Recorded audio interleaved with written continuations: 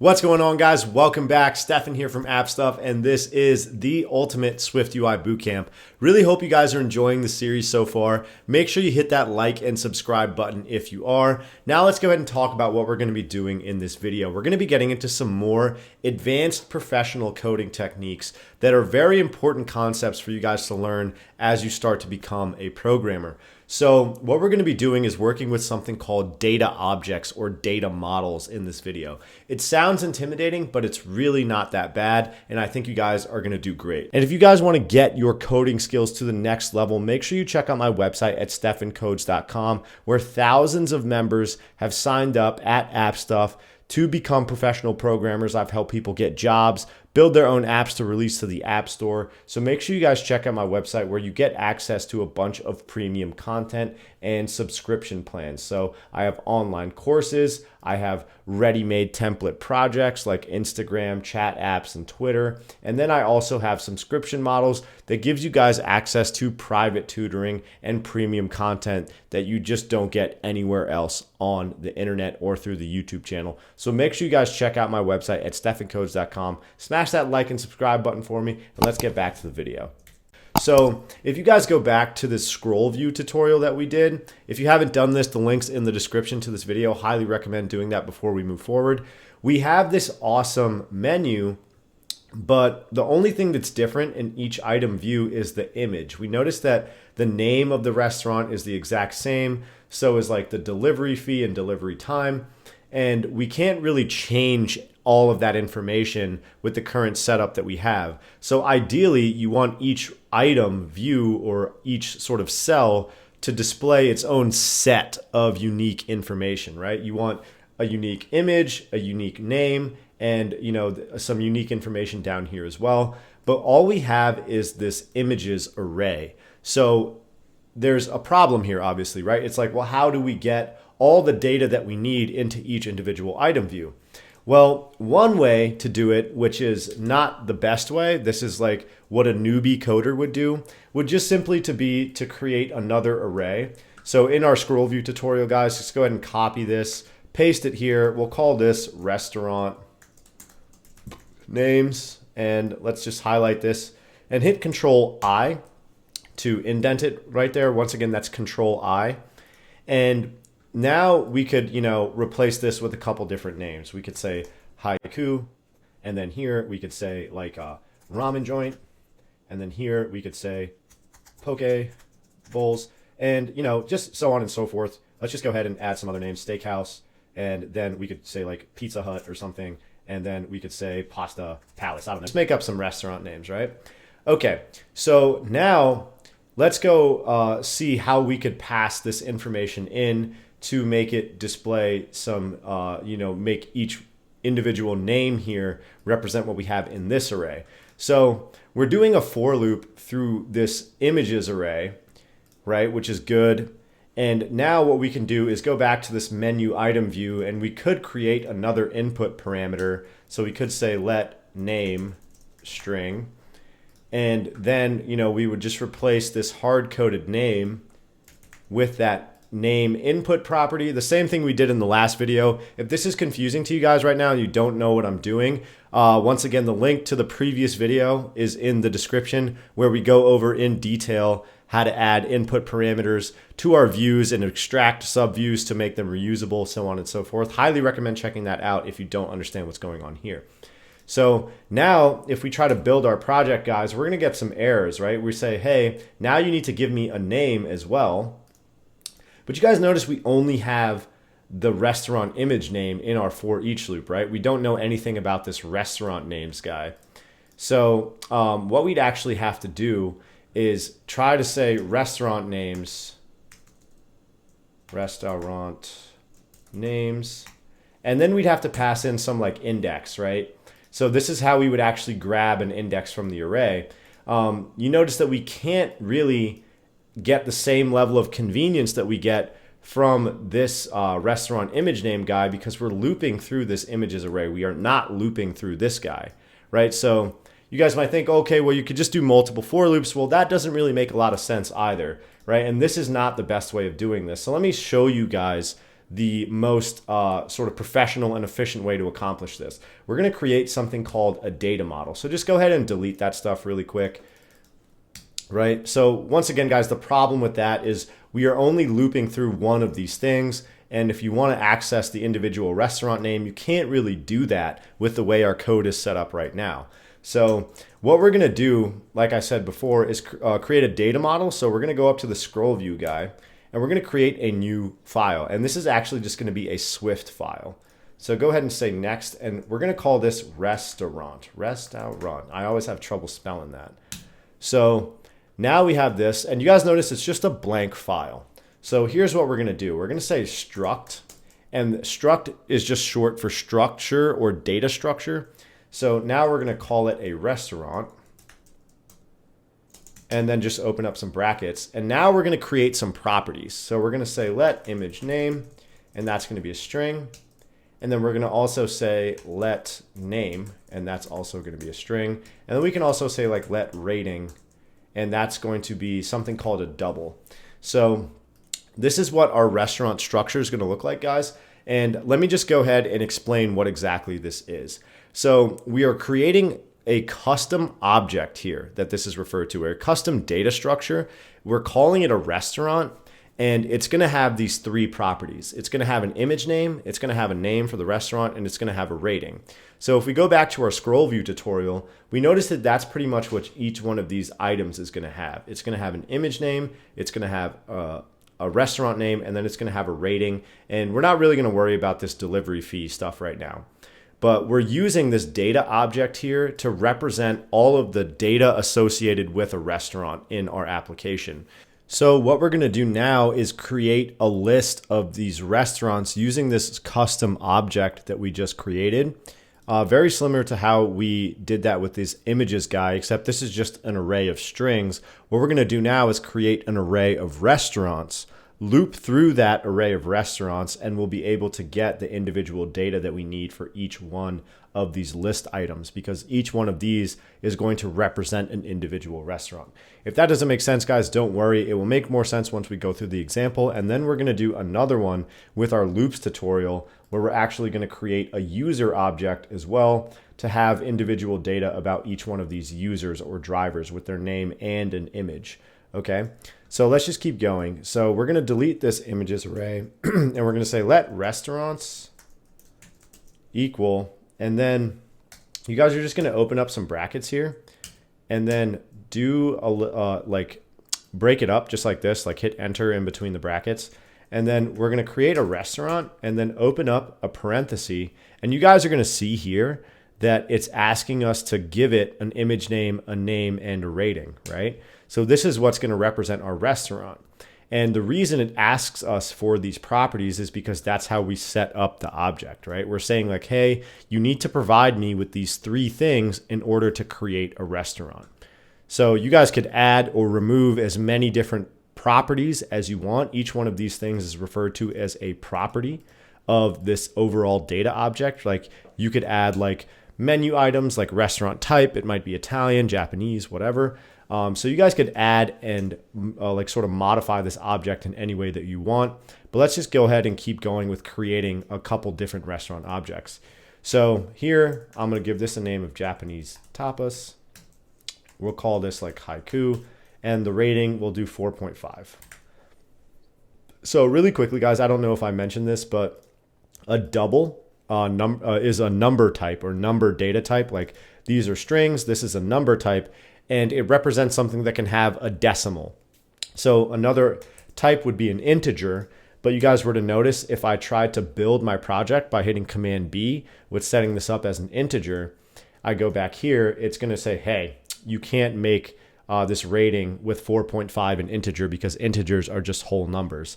So there are different types of numbers, and this one has to be a double because ratings can obviously be, decimals. So that looks good. Let's do a comma and create another restaurant. Image name, right? So we just get this, automatic like constructor here. We pass in these properties and it creates a restaurant for us. So let me see, what's another one of my image names? American steak. Steak. So guys, if it was unclear before, these image names, the string values have to match up exactly with what you have in your assets folder. And to get stuff into this asset folder, if you guys don't know, you can literally just drag and drop images from your Finder into this folder here, and it will be available for use in your application. So let's go back. I'm going to call this Ruth's Chris because I love that place. And rating is going to be like 4.7. And let's just do one more. We'll create another restaurant, open up your parentheses, and it's going to ask you for all these properties once again. We'll say, I think it's like Italian pasta, name this Indaco, and rating is going to be like 4.3. Okay, so this is our list of restaurants, right? So now what we're going to do, guys, is instead of looping through this images array, we're going to loop through the restaurants, right? The for loop stuff is the exact same. Now it's just going to have 3 items in our list. And we're going to call this individual guy a restaurant, right? So this represents each individual one of these objects inside of this array. And now, in our menu item view, we're going to change the input parameter. So instead of just having an image name, we're going to say let restaurant. And then when we try to set up the data type, it's going to be that custom restaurant that we just created. And now this is where things get really cool.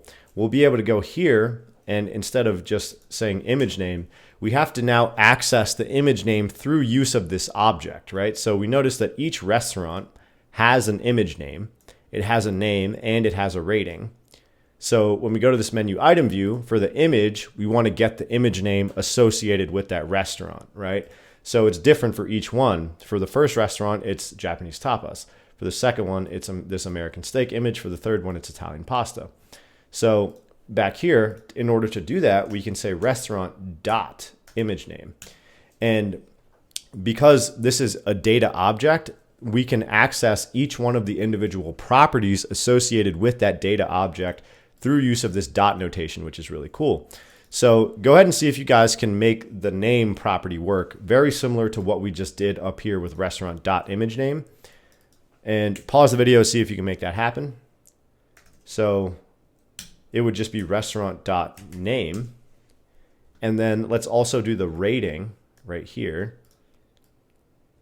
And here we're just we have to do some string interpolation. So let me show you guys how to do that. Add your quotes, do a backslash and 2 parentheses. And guys, this is because we're trying to insert a number into a string, right? So this is a restaurant. The rating is a number data type, but we're trying to represent that as a string. We just can't pass in a number to a text component. We have to make it a string, and Swift gives us a way to do that.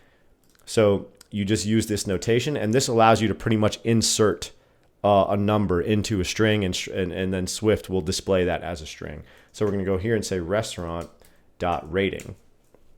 Okay. And now you guys will notice in our preview that it's going to ask us for a restaurant as well. So we could literally just go back here and to our scroll view tutorial, copy this restaurant guy. Any one of them is fine. And then in your menu item view, just replace this with, say, restaurant, and then go ahead and just paste that in there. Just like that. And you could hit resume.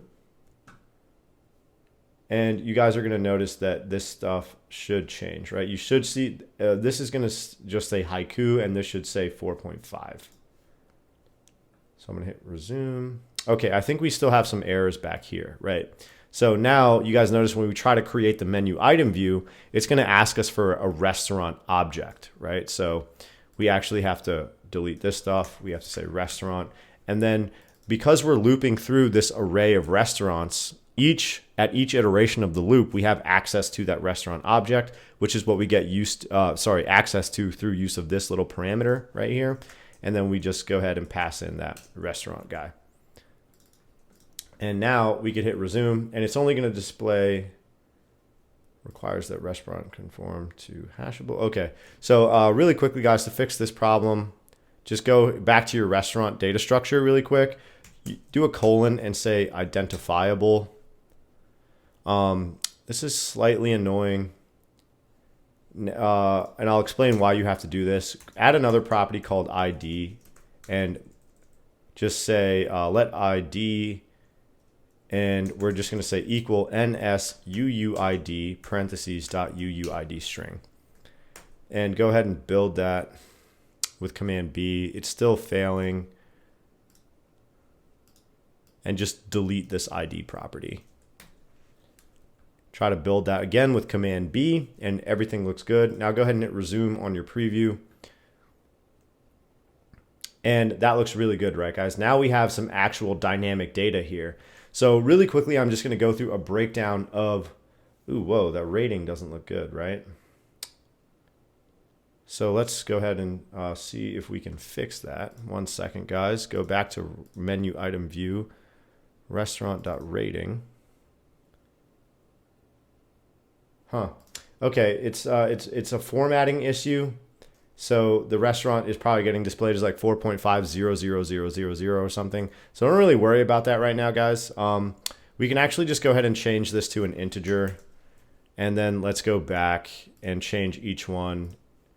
So make this like 4, 5, and like 4, just for simplicity.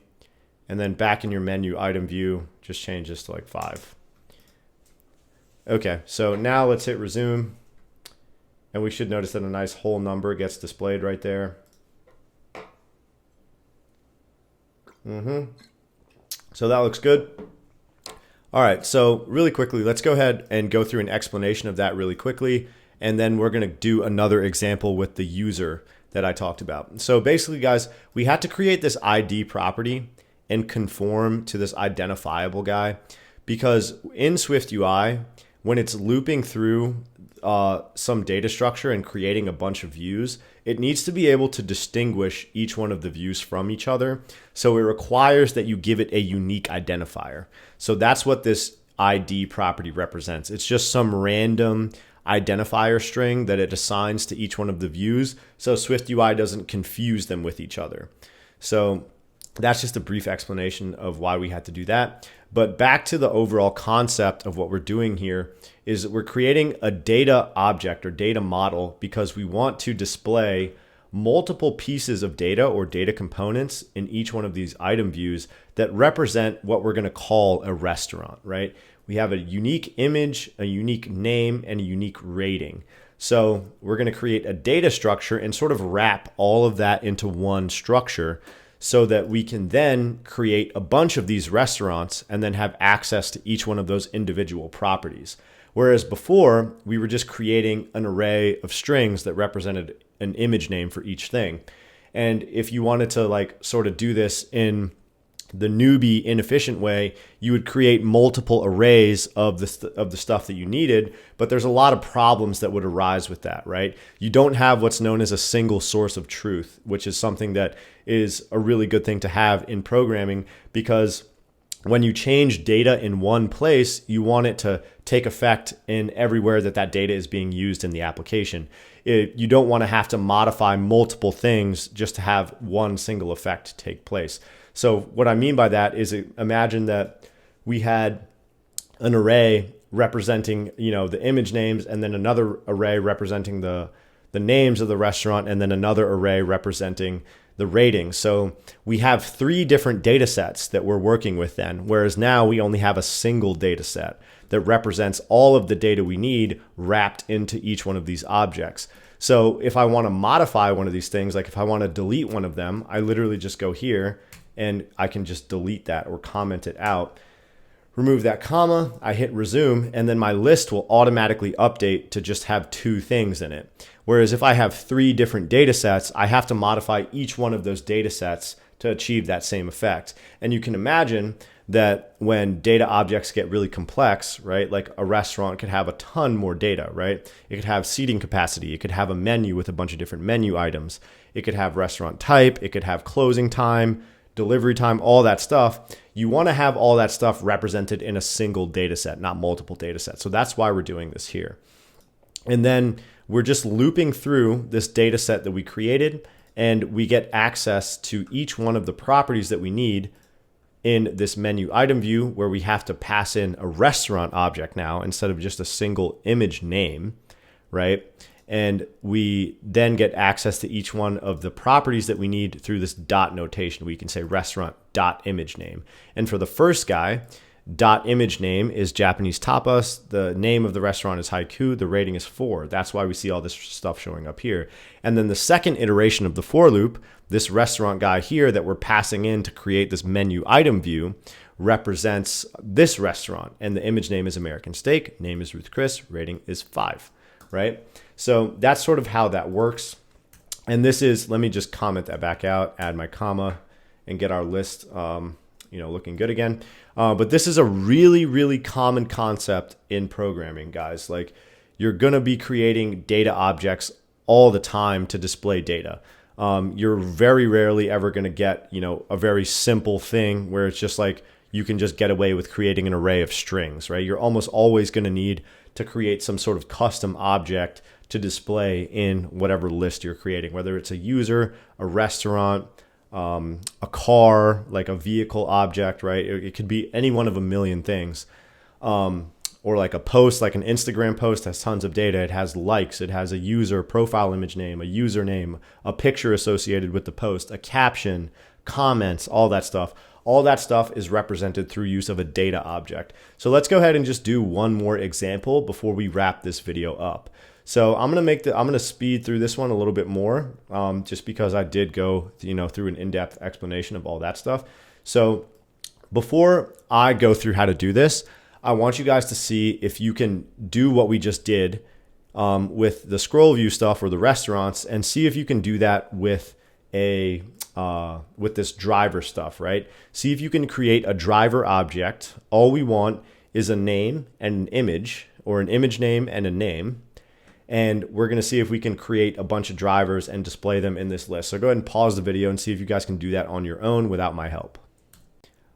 All right, guys, so just a quick breakdown of what we need to do before I actually get into the code. We need to create a user data object, right, that contains two properties. One, the driver name, and two, the driver image, right? Because right now we can't display both of those things in an efficient way, right? We want to wrap everything we need into a single data object, create that data object multiple times, put them in an array, loop through that array, and display the data.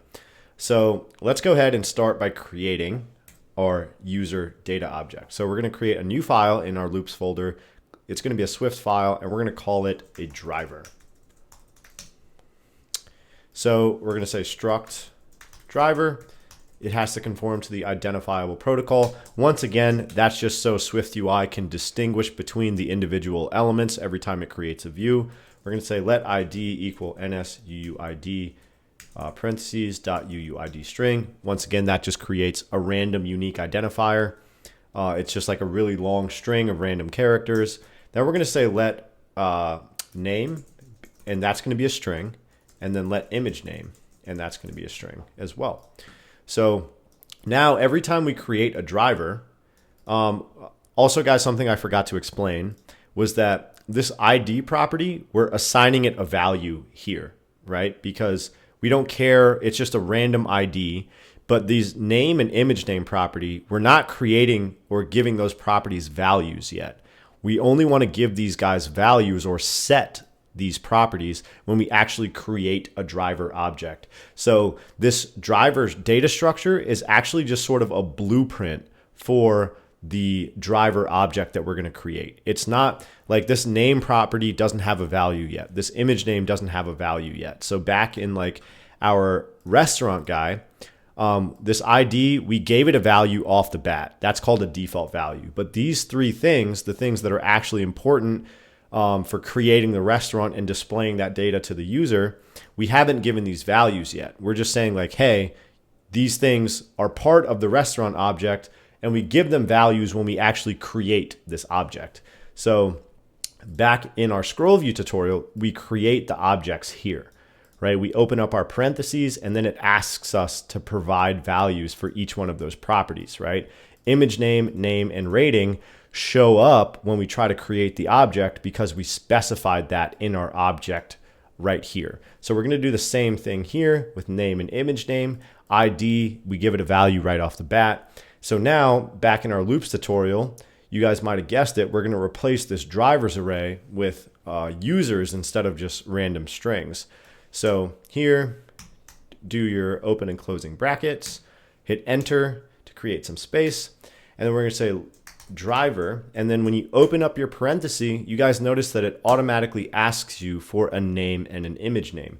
So here I'm going to say Ayrton Senna, and my image name is going to be Ayrton Senna. So really quickly, guys, I went to the internet and just downloaded some images of some F1 drivers. You guys could do the same with whatever you want this list to display. It could be Pokemon, Dragon Ball Z characters, movies. It doesn't matter, right? It could be whatever the hell you want. I'm just doing Formula One drivers for the fun of it. So this is one driver, and then we create a comma, create another driver, name Lewis Hamilton. Lewis Hamilton, just like that. And then I think I have one more with Max Verstappen. So this is my drivers array. So now when I loop through this drivers array, each item in the for loop now represents a driver object. Through each one of those driver objects, I have access to a name and an image name. So you notice now, guys, that we're getting some errors, right? So we no longer need this ID \self thing, this weird thing, because we're looping through an array where each item already has an ID. That's this ID right here. So we can delete this. But now instead of this driver guy just representing a string, it represents a driver object. So now this is giving us an error because back in our user row view, we're saying that, hey, the input parameter is a string. Well, now we're looping through an array that's no longer an array of strings. It's an array of drivers, or our driver object that we created. So we're going to change this to, say, driver, and then it's going to be a driver, just like that. And now we're going to replace the image with driver.imageName and the text with driver.name. And then here we need to also create a driver. Let me just say driver. This is for our preview, guys. Lewis Hamilton. Lewis-Hamilton. Okay, so now if we go back to our loops tutorial, everything should be good to go. Hit Command B to build your project. Oh yeah, we need to replace our input parameter name with the driver. We go ahead and hit resume here, and you guys are going to notice that we only get 3 cells now, and each one of them is displaying that unique driver data that we have created here. And that is going to pretty much wrap it up for this video, guys. So that's our first introduction to data objects in programming. We're going to get a lot more practice with this as we go through the bootcamp and start to build actual applications. So if it's still a little bit confusing, as I've said before, don't worry about it. The more we do it, the better you guys are going to get at it. That's going to wrap it up for this video, guys. We'll see you in the next one. Thanks so much for watching. Stefan here from AppStuff saying peace out.